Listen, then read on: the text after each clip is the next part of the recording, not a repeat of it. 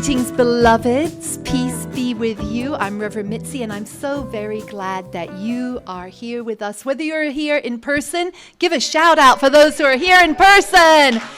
If you're watching online and you're in Phoenix, Tempe, Glendale, or the greater Arizona area, why are you watching online? Come be with us in person. We'd love, love, love to have you here with us because your presence makes a difference, and we just want to love you in person. But anyways, welcome. So this morning, we are on the third part of our series, Unwrapping Christmas, where we are exploring and we're using the book by Unity minister Hypatia Hasbrook, The Trip to Bethlehem, as a backdrop. So today, one of my favorite things we're going to be talking about, because we're going to be exploring the metaphysical meaning of the animals in the nativity story. Any other animal lovers here? Yes! All right. All right. So, and Joe, you did ask about a dog. Well, there may not be a dog in the message, but hold on, because there will be dogs. And if you're watching online, there may not be dogs. That's why you need to be with us in person for dogs and cats. And bunnies that we have here, absolutely. So today we are going to light 3 Advent candles because it is the third Sunday of Advent. The first Sunday, we lit the candle of hope and faith. It's 1 candle. The second week, we lit the candle of peace. And today, we light the candle of love. And they all come on together. Do-do, la.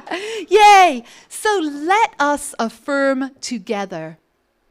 I cherish moments of those who have touched my life with love. Again, I cherish moments of those who have touched my life with love. And as Sandra would say, once more with gusto, I cherish moments of those who have touched my life with love. Yes, indeed we do.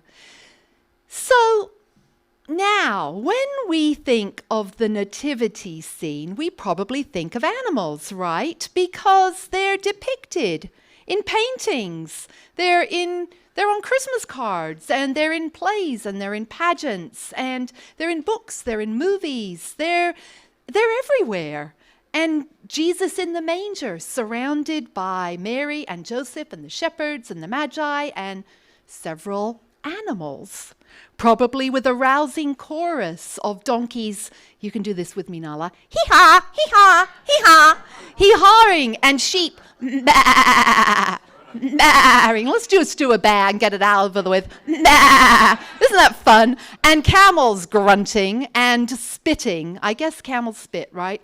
So for nearly 2,000 years, people have portrayed animals as actively involved in the nativity story. Now, these pictures aren't from almost 2,000 years ago, but they're pretty old. And we can see we've got an ox and a donkey. And here, we've got some baths down here. Yes, so that one's even older. And, even earlier than that, in the 2nd and 3rd centuries there were carvings that depicted animals kneeling reverently before the Christ child, because painters, poets, and preachers describe oxen and donkeys and camels and sheep as pausing to gaze reverently upon the babe. Artistic renderings may include animals that are native to the artist's particular culture and country. For example, an artist from Africa might paint pictures of zebras and giraffes, right? We've probably seen some depictions like that at the manger scene. But what animals actually are depicted in the Gospels of Matthew and Luke? The answer is actually surprisingly unclear, for neither gospel mentions animals at the nativity. Wait, what? No animals at the nativity? That's right. Matthew's gospel has no animals at all for the birth. There is mention later, however, of when Jesus goes to the temple when he's about 8 years old, of some turtle doves, but there's nothing there. At his birth, no. So what about Luke's gospel? Well, surely, there must be animals there, right? Well, actually, no, not specifically. Rather, the presence of sheep being nearby is implied with the word flock. Listen to this sentence from Luke chapter 2, verse 8. You probably know it. And there were shepherds living out in the fields nearby, keeping watch over their flocks at night. So sheep are in the vicinity, but nowhere does it say that the shepherds took any sheep with them when they went to find the baby. So how did animals get associated with the nativity, and why are they so central to the story? Well, could it be some overactive imagination of the early Christian writers and perhaps some colorful embellishment? And that would be a yes to both. Because after all, a manger is what? It is a feeding trough for animals. And where there is hay and a feeding trough, there are probably animals. Now, there is an early gospel story that didn't make it into the Bible, one of those, right? And that is known as the Gospel of James, or the Proto-Gospel of James. Anyone heard of those? Yes, a few people. Good. And this was probably written about 150 AD. And there are actually a number of books that did not make it into the Bible. They're called the Apocrypha or Lost Books of the Bible. And they were rejected into the inclusion of the canon by religious authorities. Most of these books were written after 200 AD. But they give a lot more detail of things, so there could be embellishment at this time. So this Gospel of James describes in much greater detail Mary and Joseph's journey and Jesus' birth that was away from home. And it actually speaks of Joseph saddling up a donkey and Mary riding it during the long journey to Bethlehem to register for the census. We always think of her riding on a donkey, right? But it's not in there. If you check it out, it's not in there. Where did it come from? Perhaps from here. And it's very different from these other Gospels. But later on, in the 7th or 8th century, in another text called Gospel of Pseudo-Matthew, these have funny names, it elaborates further. In it, Mary leaves the cave. If you were here on the first week of this series, you remember in one story, Mary is born in, not Mary, but Jesus is born in a cave. In this, Mary takes Jesus right after he's born to a stable where the ox and the ass enter, bowing to worship Jesus. And actually, in earlier prophecy, there it was stated that an ox and an ass would be there, a donkey. So finally, we get this idea of the things that we see on Christmas cards, because we see animals on Christmas cards, right? But in this text of Pseudo-Matthew, it's really exciting, because it's not just sheep and oxen and cows and donkeys and all of that. Guess what? It goes even further. It's lions and tigers and bears. Actually, no, it's just lions and leopards, and wait for it. We're getting through a full-on Game of Thrones here. It's, yes, you name it, dragons. There are even dragons. So it's wild stuff is happening there. And in all of these texts, everyone's in harmony.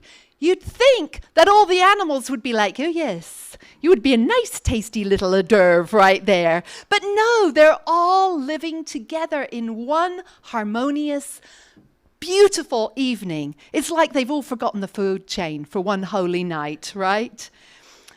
But now let's explore the metaphysical meaning of these animals according to Hasbrook, which have become ever linked to the nativity story as symbols of our own inner qualities and stages of spiritual growth, because we're going to see what they really represent. All right, so we're going to begin with the donkey, which of course is also known as the ass. It's so fun. I'm going to say it again because I get to say ass from up here.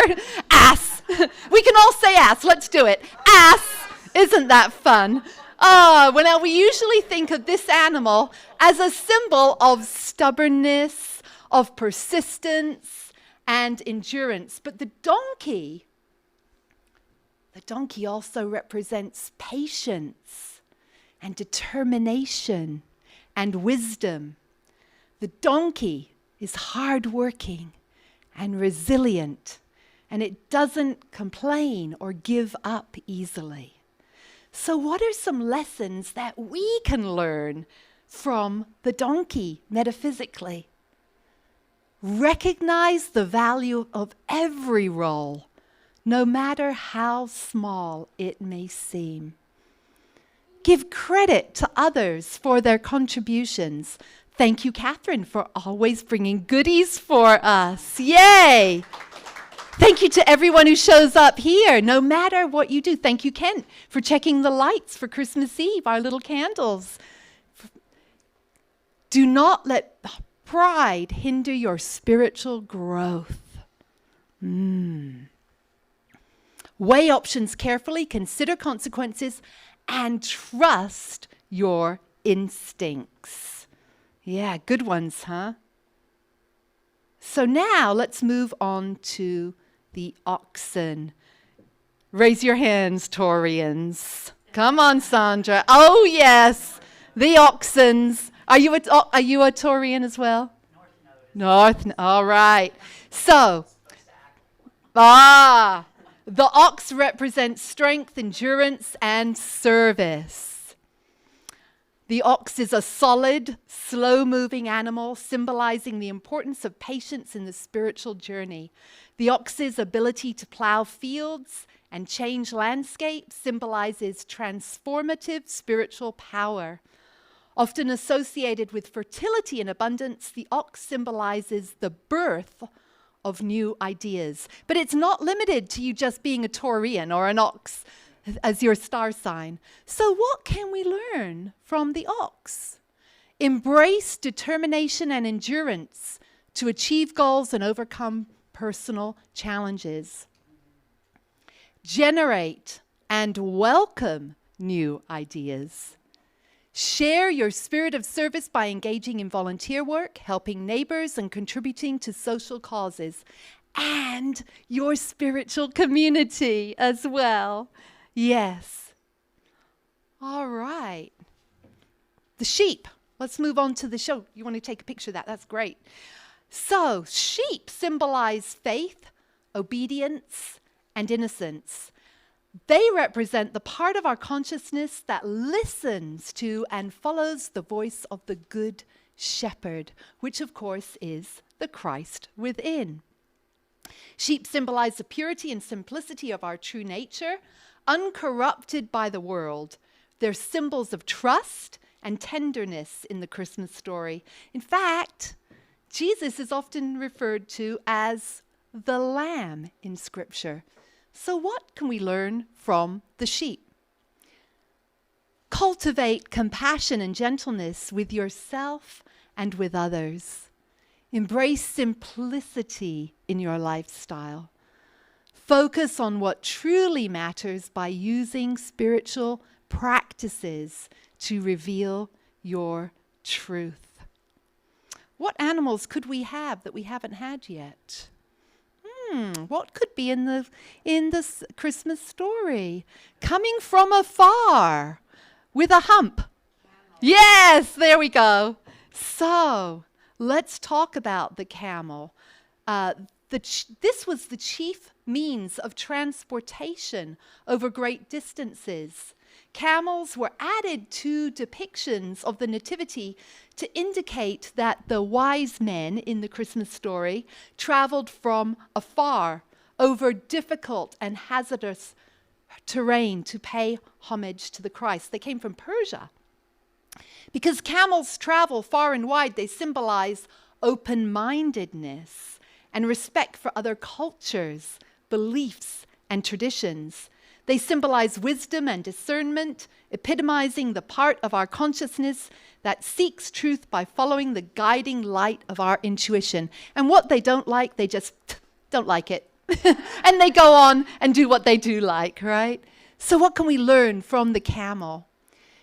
Say it with me. Keep moving forward with perseverance when navigating difficult life phases. Embrace flexibility in the face of change. Be open-minded to new opportunities from all directions and be willing to learn from others. There's one left. One left that, well, let's just say it's not on the ground. It is around. What could it be? The dove. Yes, it is the dove. And of course, the dove symbolizes what? Peace. Peacemaking, and it could be love as well. And reconciliation. Living in harmony with ourselves, each other, and nature. They represent the part of our consciousness that releases our fears and worries. Yes, who wants to release some fears and worries? And think of that dove. We got a dove up there. Think of that. When you come in on Sundays, just go, I'm releasing my fears and worries. I'm being like the dove, peacemaker. Yes. So they represent living a fully spiritual and divine life. What can we learn from the dove? Let's say this. Foster peace to the best of your ability in all your relationships and communities, especially in yourself. Take a moment to think about that. Okay. Encourage open communication, mutual respect, and understanding. Surrender your worries and fears to God. And if the word God, if you're like, I'm here for the first time, the word God does not fit, you change it. Higher power, spirit, what works for you? Because we're good with that. All right, that's good. So all these great lessons, but back to the nativity. Everywhere we look, we see these animals woven into the Christmas stories. Writers and artists throughout the centuries have depicted Earth's creatures as present at the birth of the Christ child, the spiritual ideal through which humankind and nature is united. But what if the animals could speak? Because there is one legend that on Christmas Eve, for just one night, the animals can speak. What then might they say? Perhaps they might say, what we know for certain is that all things are connected in one great sacred web of life. So when you see us animals in the nativity scene, gazing upon the Christ child, perhaps you could also remember that we too are connected to the divine presence. We see you, Mr. Sydney, and know that you too are connected to the divine presence. Let's anchor this message with a meditation. I invite you to put your feet flat on the floor if that is comfortable for you. Your hands face up, palms up on your lap if that is comfortable for you also. And get comfortable, relaxed. Close your eyes. Allow yourself to breathe deeply. Inhaling and exhaling.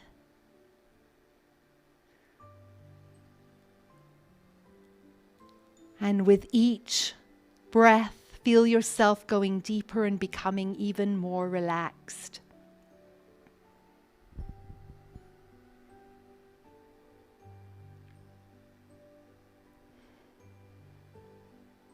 Now imagine you are walking along a peaceful path on a hill.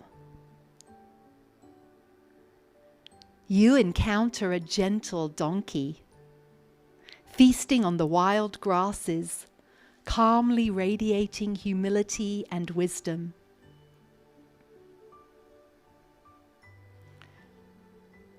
Reflect on how this creature's humble nature can manifest in your own life as you slow down and stop to smell the roses.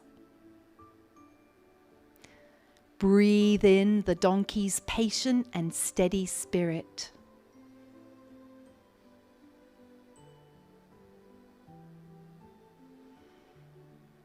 Exhale any pride or haste. And feel yourself filling up with the bright light of wisdom.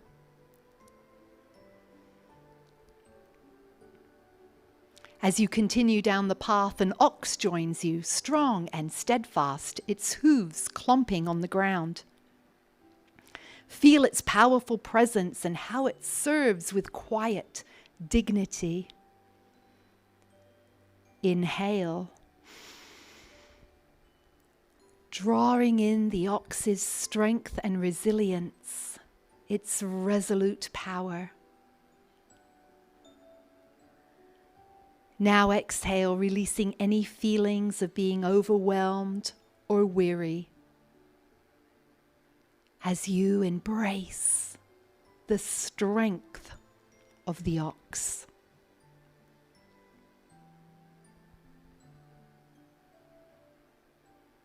As you journey along the path, you approach a meadow where a flock of sheep graze peacefully.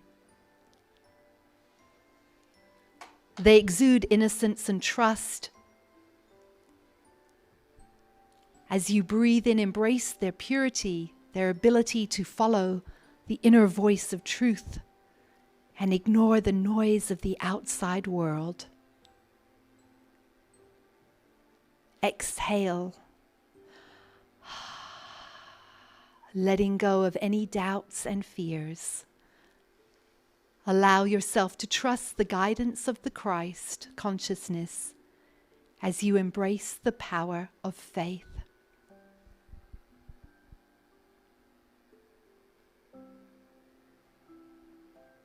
A camel approaches, enduring and wise. It thrives in hot, harsh conditions, making journeys of hundreds of miles. Inhale deeply, appreciating its perseverance and adaptability. Exhale any resistance to life's challenges, embracing resilience and the journey ahead as you embrace your inner power. Finally, a dove flies overhead, a symbol of peace and harmony. Inhale, feeling the dove's serenity fill your heart. Exhale, releasing conflict and embracing tranquility within and around you as you embrace the power of understanding.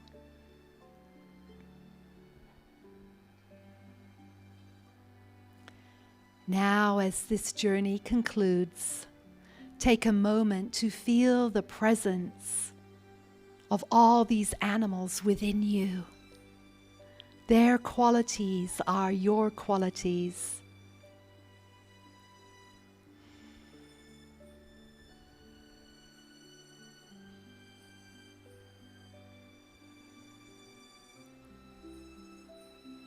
And when you're ready, begin to slowly come back to the room. Allow yourself to gently, gently come back.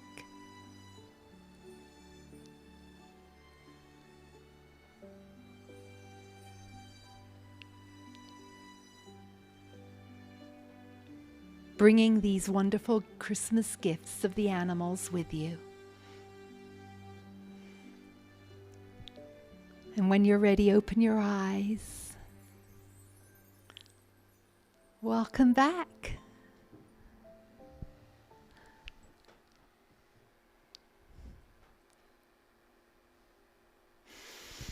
Let us say together, I am a beloved child of God, here to be an ambassador of good. Yes, yes you are.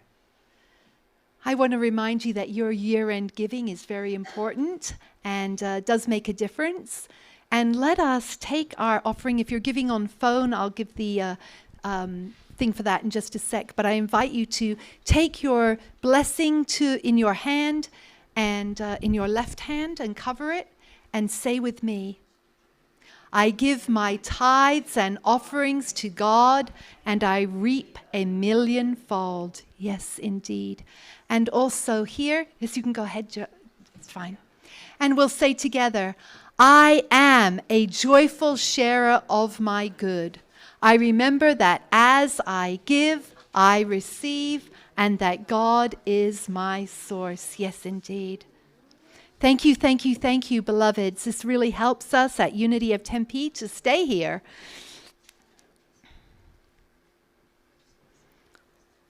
Here is our Zelle, and we also do PayPal as well.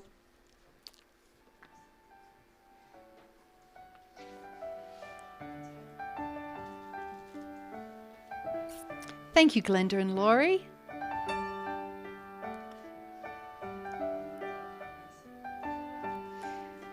And there we go with our prayer box, our prayer requests.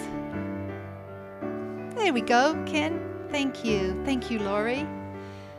Oh, we bless these gifts. We bless the giver and the receiver and the stewardship of their use. We bless every prayer that has ever been in the prayer box or ever will be in the prayer box. And we see with every gift that is given, we know that it comes back a bazillionfold. And so it is. Amen. Thank you. I have to follow my order of service today because I have something a little different.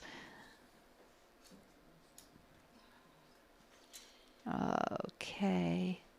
Oh, yes. All right. So, thank you for all of the gifts. And they're coming in already for December 31st. So we invite you. What was most requested was things like beans and ramen noodles, rice, things like that. So bring them in anytime. That would be great. Let's get another wonderful donation pile to give to Matthew's Food Crossing because we partner with Matthew's Food Bank, and we're doing that once, really trying to get a good drive going once a month. We partner with the Church of the Epiphany to do this.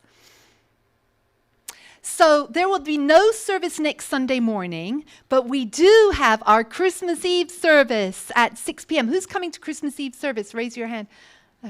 All right, I hope to see you here. Children are welcome. They can come in their pajamas. They can make noise. We're not that kind of church where you have to just sit down and be quiet. You can come. You can bring your kids. We invite you to come. Bring your family. And this will be followed by a gift exchange if you want to participate in the gift exchange. It can be a small something. Doesn't have to be a big thing. But that's a lot of fun. Bring something yummy snacks to share if you're able. They can be store-bought. You don't have to go to a lot of things, but let's make this a wonderful festive time together. And this is why we do this together. We gather as community. I want you to watch this little video.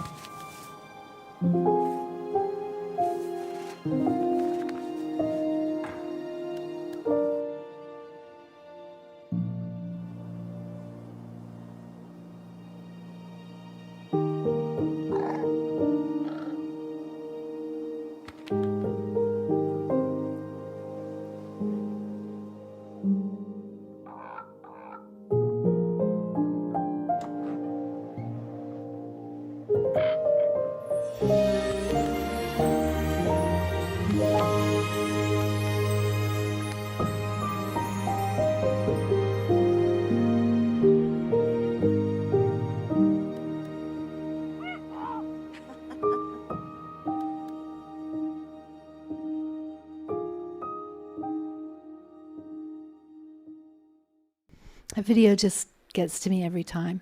No one should be alone at Christmas. I know that some people have had really challenging times, and it's a hard time to be alone. Don't be alone. And think about who you can invite to be here. And we need to show up to be there for those who are going through challenging times. Bring your family, bring your loved ones, be with us. It'll be an hour service, and we'll have our gifts. If you want to stay for that, if you don't, you can leave. But I really encourage you to be with us on Christmas, not just for yourself, but for others that we can support and love, because we are family together. Whether you're here for the first time or the bazillionth time, we love you. You are so very loved. You are so very appreciated. Your presence makes a difference. Let us say together, the light of God surrounds us. The love of God enfolds us. The power of God protects us. The presence of God watches over us. Wherever we are, God is. All is well, and we are grateful. Yes, we are. Beloveds watching online, I hope that you will join us in person for Christmas Eve. Have a beautiful week.